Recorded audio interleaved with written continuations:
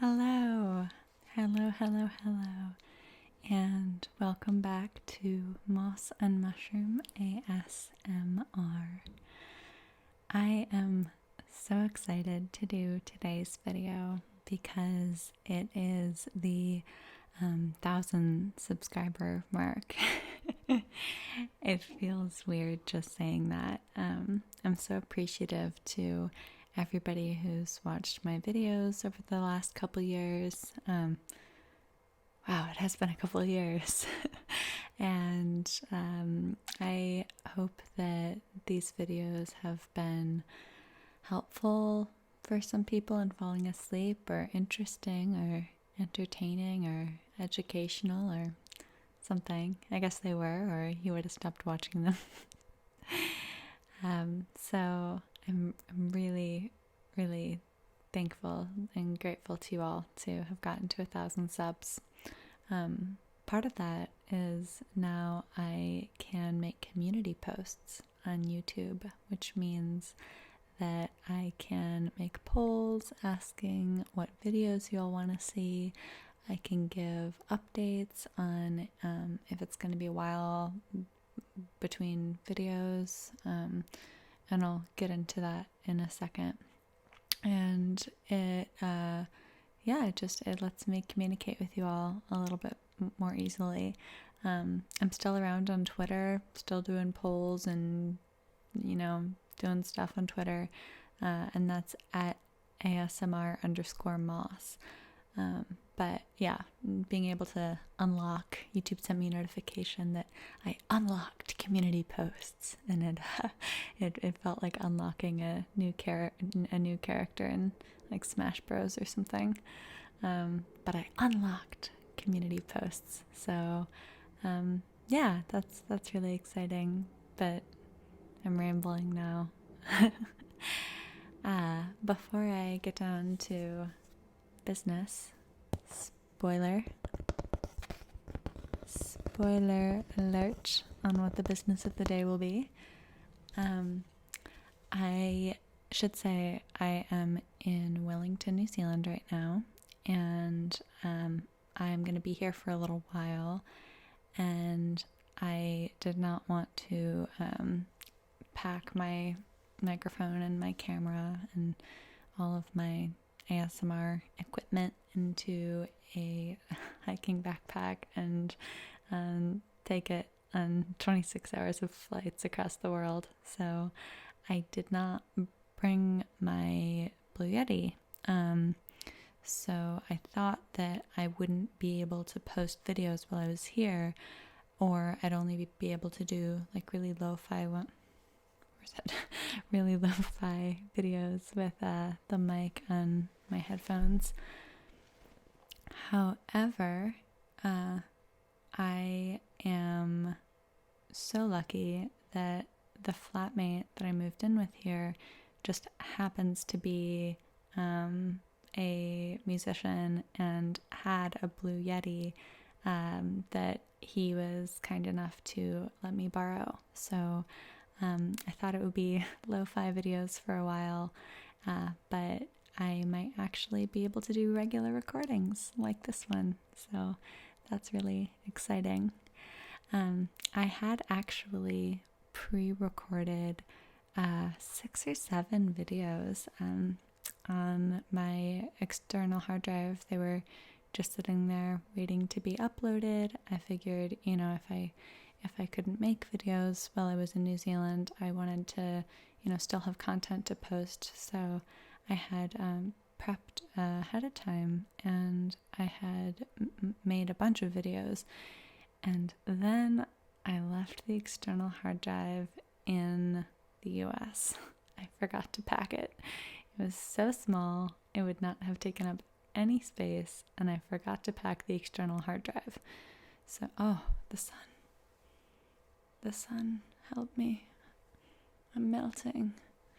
I'm gonna put sunglasses on for this video or something. Just gonna do it with my eyes closed. So, I forgot the external hard drive, and that's why I thought that I would only be able to do lo-fi videos for at least 6 months, but with the help of my dear flatmate, I might actually be able to post regular content. So thanks, Johnny. Okay. This is weird because I really want to open my eyes and do a video on logic, which is what was planned, but the sun is so bright.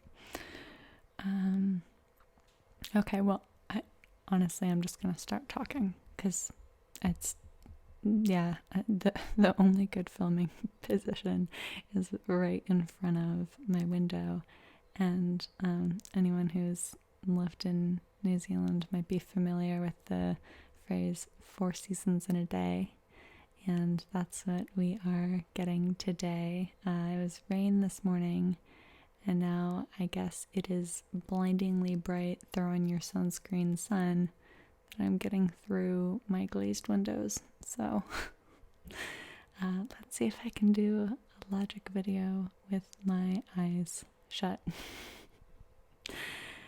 So since, people like to do sort of, different or special videos for marking subscriber milestones, I figured that a good tribute to you all and to the channel would be to do a chalkboard logic video, because that first chalkboard logic video, it wasn't my first video, but the first one that got any sort of popularity was what brought attention to the channel and what probably a lot of you first saw as your intro to moss and mushroom ASMR. So in honor of that video, which is still floating around out there somewhere on YouTube, I thought I would just go back to the basics and do some logic on a chalkboard.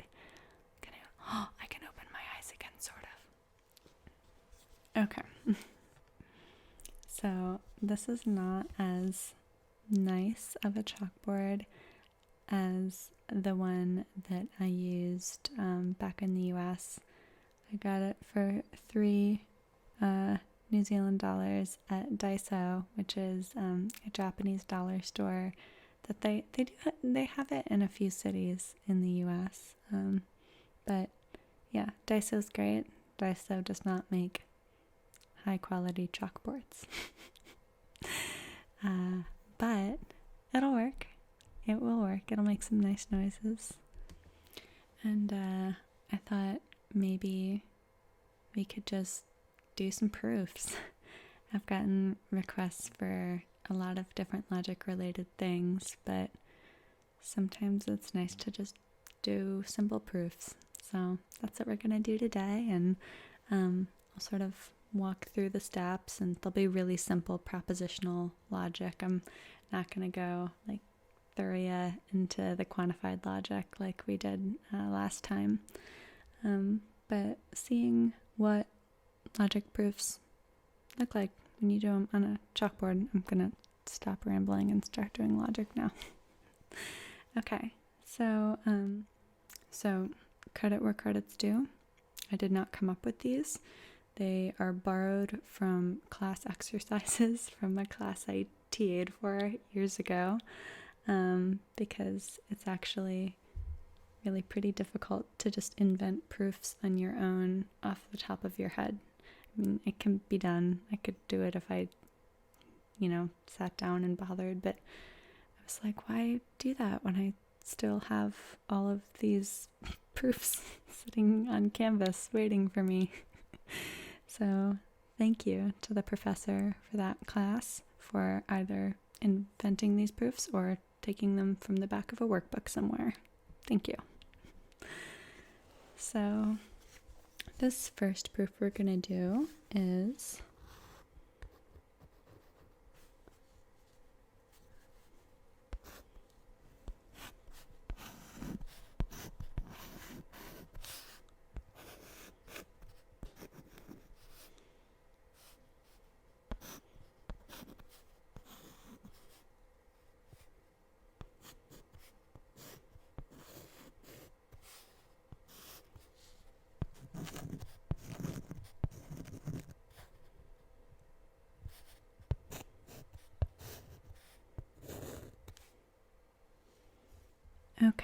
So this proof starts with two premises. If T, then R, and if T, then not R, and it's trying to reach the conclusion, not T.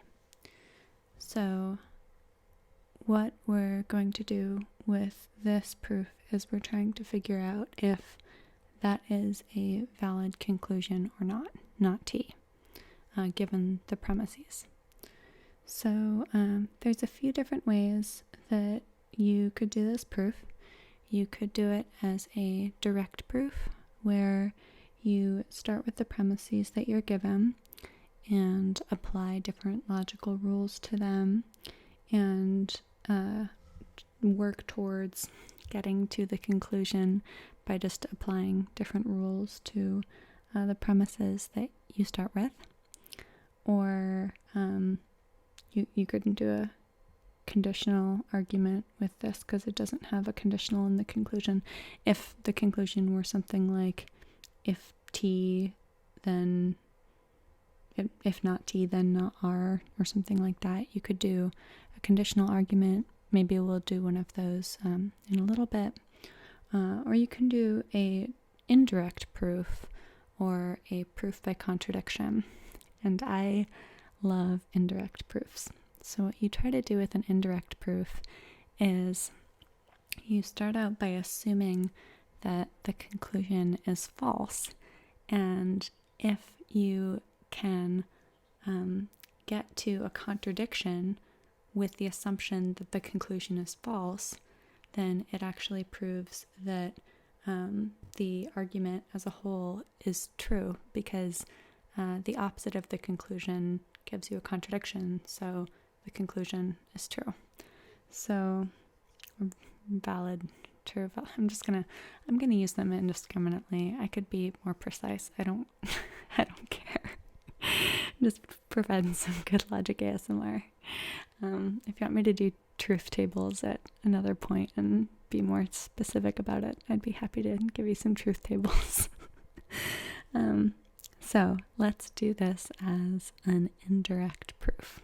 So how we would start that out is we want to kind of indent to show that whatever is happening after this point, it's not actually rules being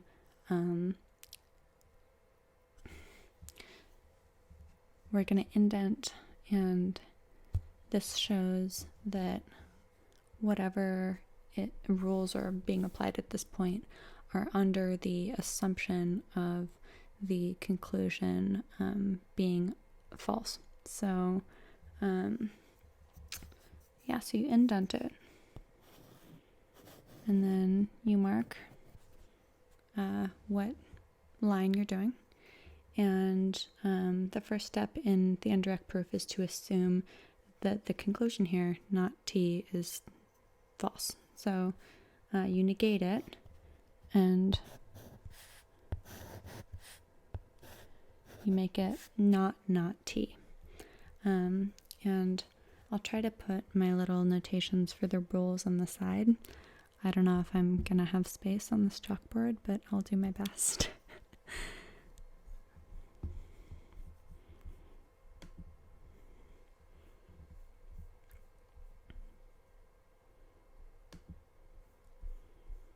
So this would be double negation of line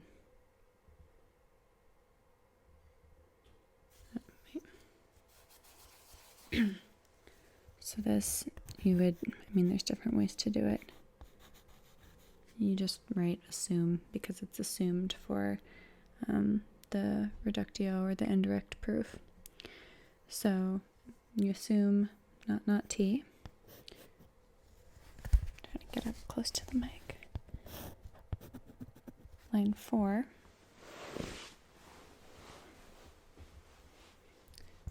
Line 4, we're gonna make it a little easier on ourselves, and pretty much every time you have a double negation, you're using it strategically for something, or more often you just want to pretty much immediately convert it into a non-negated proposition. So we're gonna take not t, and we're gonna make it just t, and that's a double negation of line 3. Okay, so now for line 5, now that we have t, we can play with the premises up there. So we have a couple of conditional statements, if t then r, and if t then not r. So we have t, so using modus ponens on either of those, we could get r and not r respectively, but we can't do them at the same time. So we'll do modus ponens on each one. So modus ponens is if p, then q, p, therefore q. So we have if t, then r, t, so we could get r using modus ponens for lines 1 and 4. I'm going to extend that a little. And now we're going to do the same thing with the second premise. So if t, then not r, and t, therefore not r. So we've got modus ponens from lines 2 and 4. So depends who you ask. You could maybe end the proof at this point since you have r and not r, but if you're being really fastidious about it, you should put them together using a conjunction, so that there is a single proposition that it holds a contradiction. So we're going to do it the right way and put, that kind of looks like a negation sign, but it's actually just line 7. R and not R. And we have that as a conjunction from lines 5 and 6.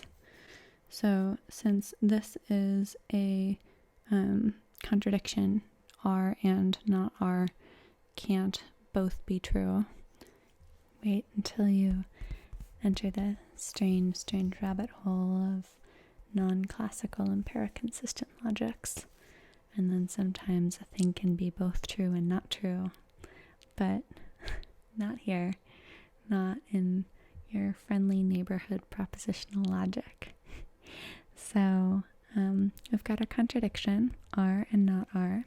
And so we can unindent at this point and say that we've got T, our conclusion, based on, my professor used the abbreviation RA for reductio. I don't remember what the Latin was. You can use different abbreviations, it doesn't matter. The point is that you just use an abbreviation that shows that you got to T using an indirect proof. So in the same way that every one of these abbreviations and line numbers here show how you are able to perform the move that you're making, you need to do the same thing at the end with a conclusion to show why it's okay that you are that you've gone from R and not R to T. And the way that's okay is because you did an indirect proof. I'm going to say RA because I'm used to it. And then that was lines 3 through 7. Yeah, there's our first proof. Indirect proofs. They're fun. I like assuming that something isn't true and then trying to work backwards from it. I've always found them to be like the most satisfying kind of propositional proof.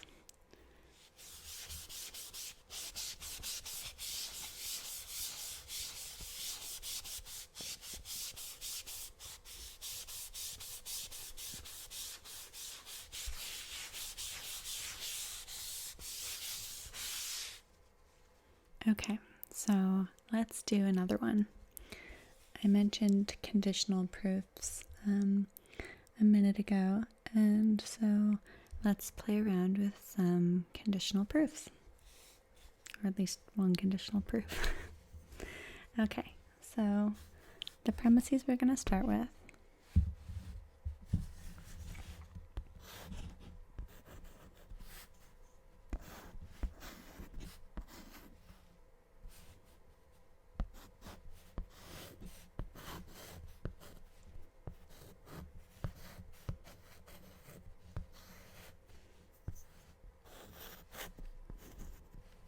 One, if D, then not A or B.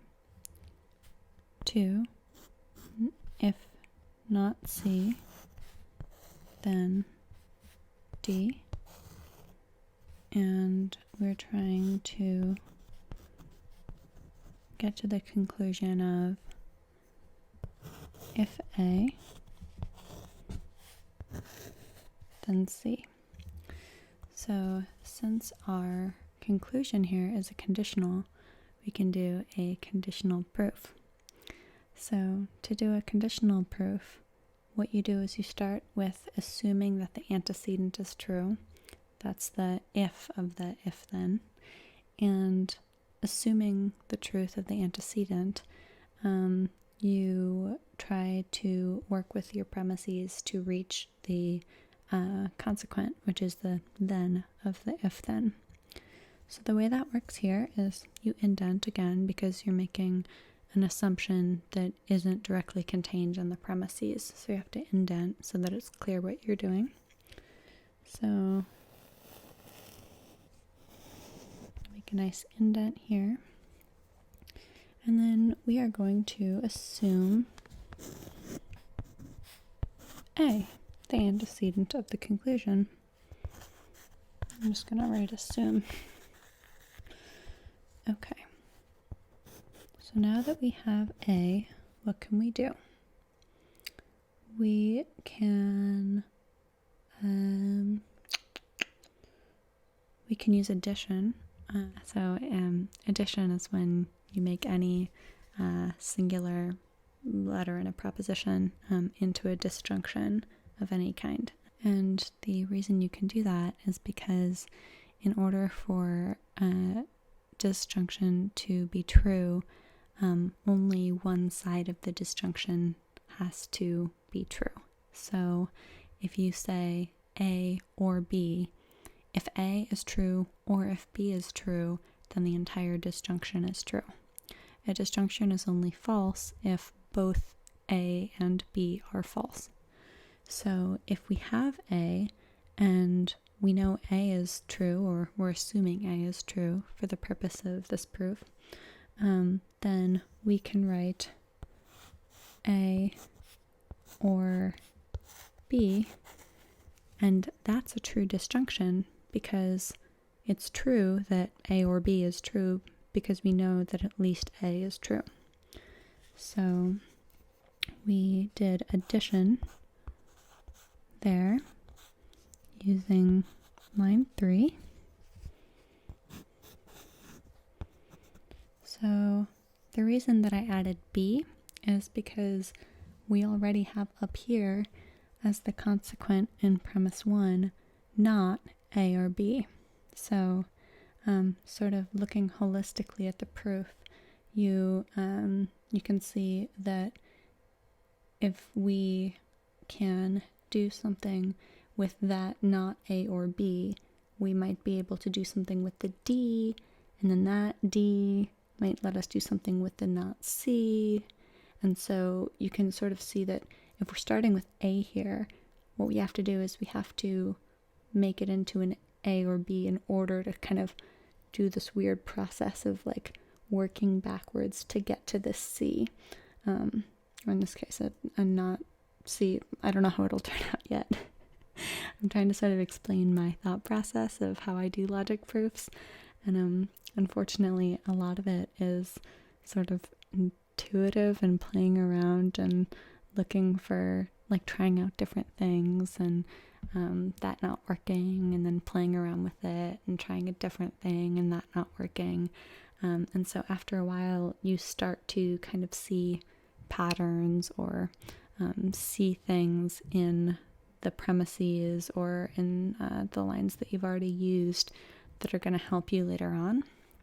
And a big part of that is internalizing and really taking to heart and memorizing all of the rules. Conjunction, addition, De Morgan's, double negation, like they go on and on. And I only say unfortunately because that means it takes a while before proofs are anything other than just exhausting sometimes. But worth it, I promise, worth it. Take a logic class if you're in a position to do so, or if you can find some free ones online.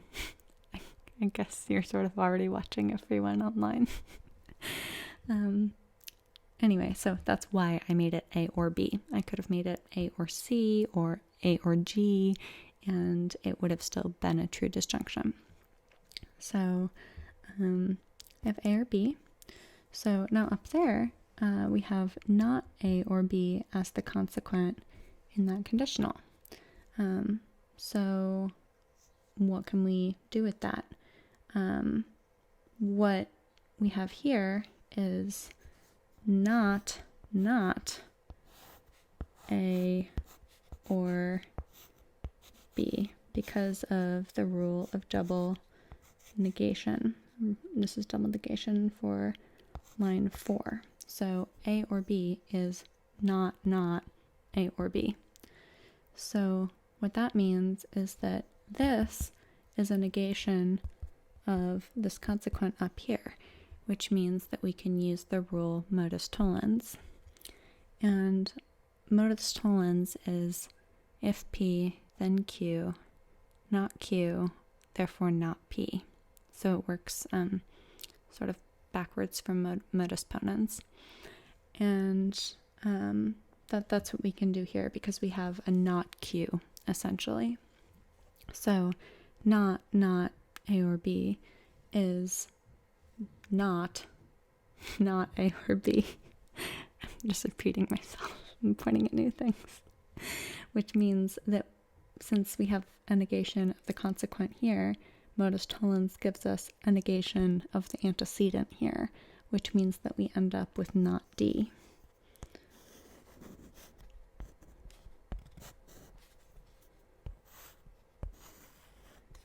Okay, so not D, and we got that using lines 1, or modus tollens, lines 1 and 5. So we're going to do the same rule, but to line 2. We're going to do not D, if C, or if not C, then D, not D, therefore not C. So we can do that because we have the negation of the consequent right down here. So not D, therefore not C, and that's using, sorry, I should be getting this closer to the mic so you can get all the nice chalkboard noises. Using modus tollens, lines 2 and 6. So then we have, am I going to be able to fit it in? I'm going to write really small and just tell you what it says. So then just C, using double negation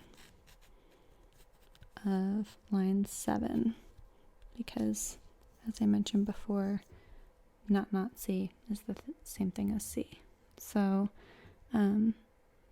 now we started with A and we got to C, showing if A, then C. So we've just proved our conclusion. So then we get to put line 9, which is if A, it's so awkwardly balanced, if A, then C, using a conditional argument, lines 3. I can't even write it down there. It's too small. What it would say is line 9, if A then C, CA, meaning conditional argument, lines 3 through 8. So that's how to do a basic proof as a conditional argument.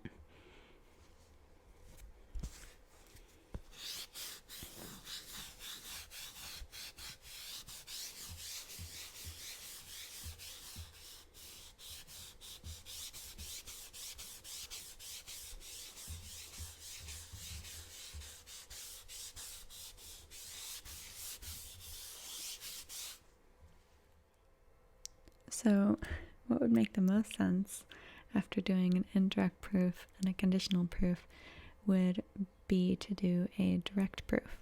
But direct proofs bore me and I don't feel like it. So we're going to do another indirect proof because you can find more direct proofs than your heart knows what to do with by just Googling logic proof. And indirect proofs are more fun. So we're going to do another one of those instead. So, for our last proof of the day, let's see if I can write smaller this time so I don't have it like these massive letters up here and then squeezing in. I can't even write the conclusion in the bottom. I'm going to give it my best shot. So, let's see. 1.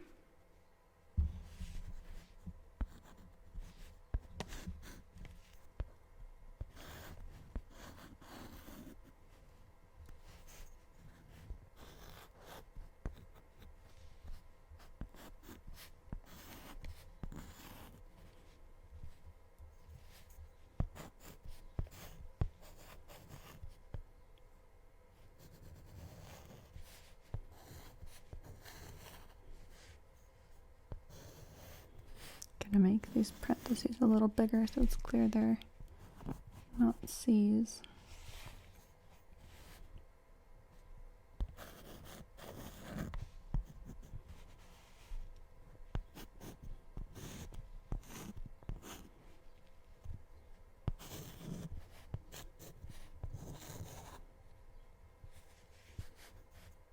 I did it again. I wrote so huge. Whatever.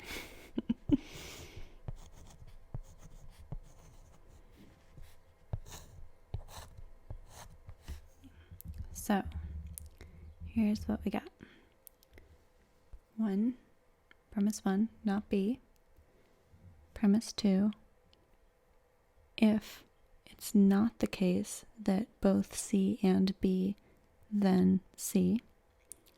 Premise 3, if not F, then not C. Conclusion, F. So, when you're trying to decide whether you're going to do a conditional proof, a direct proof, or an indirect proof, there's not really a perfect way to decide between them, but when your conclusion is a single letter, it's real tempting to do an indirect proof. If this were the conclusion, if the second premise were the conclusion, I probably would not try to do an indirect proof, not because it wouldn't work necessarily, but because I would have to put parentheses around this whole thing and then negate all of this in a parenthetical, and it would be a pain in the butt.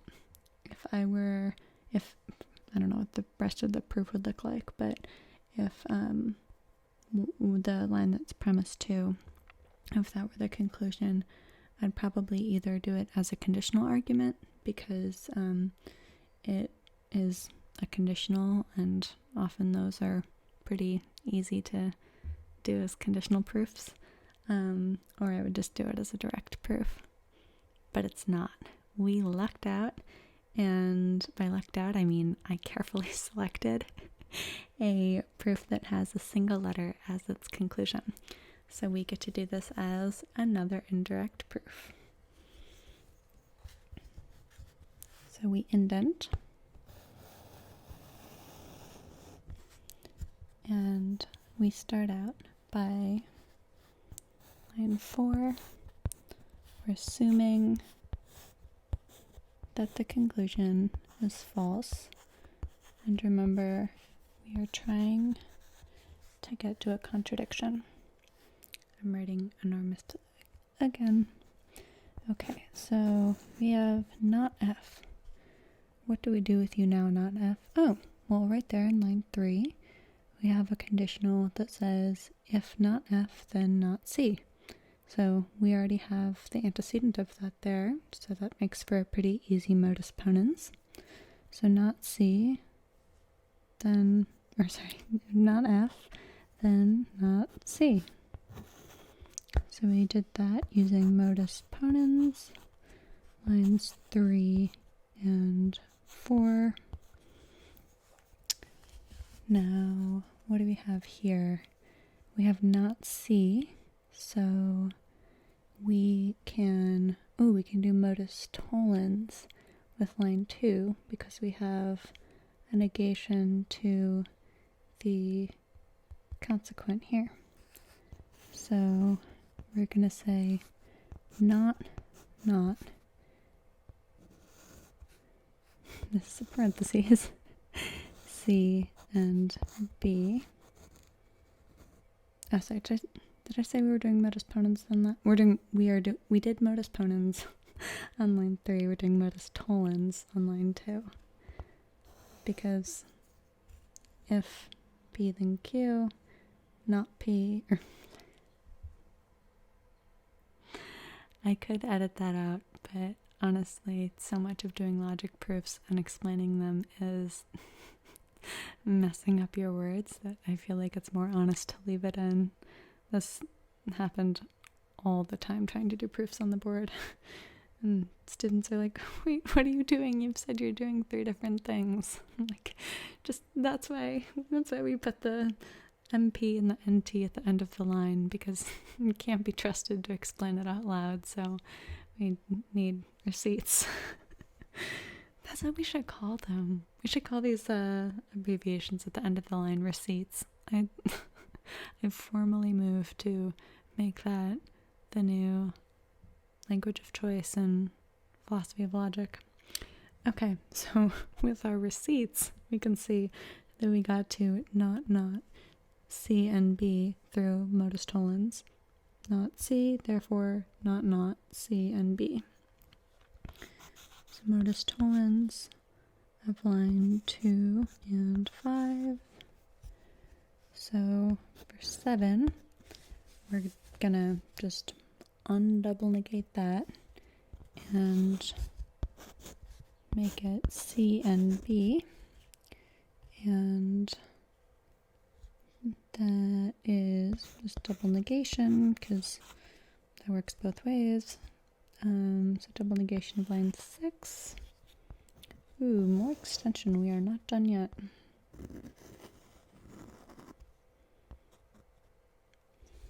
So this is a conjunction, C and B.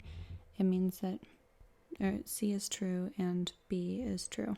So what you can do when you have an and like that is, because they're both true, you can use something called simplification and just pull one of them down onto a line if it's more useful to only have one of those.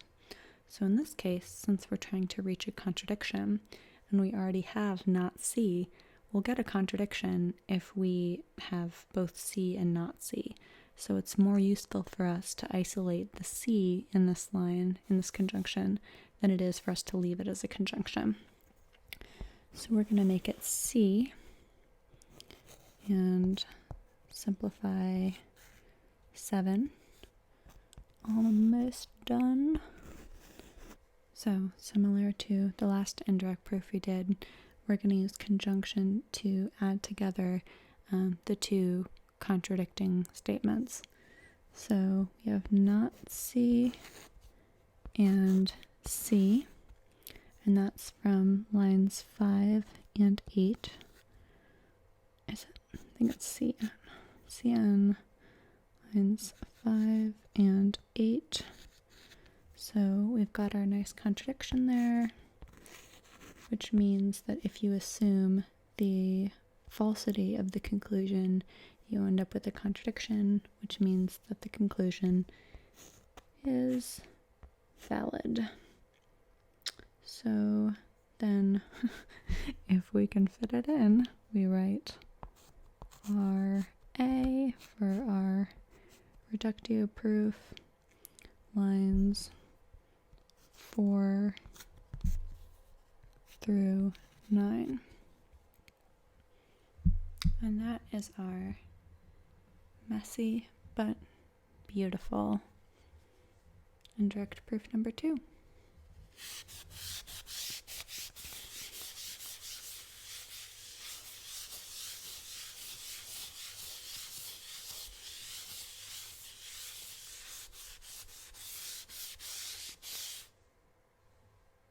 Okay, so just because I feel like we didn't really get enough chalk sounds in what I hoped would be a chalk sound heavy video, I'm just gonna write on the chalkboard a little bit, and I'm just gonna write the names of some rules and what they are. Very non-exhaustive list, but enjoy the sounds.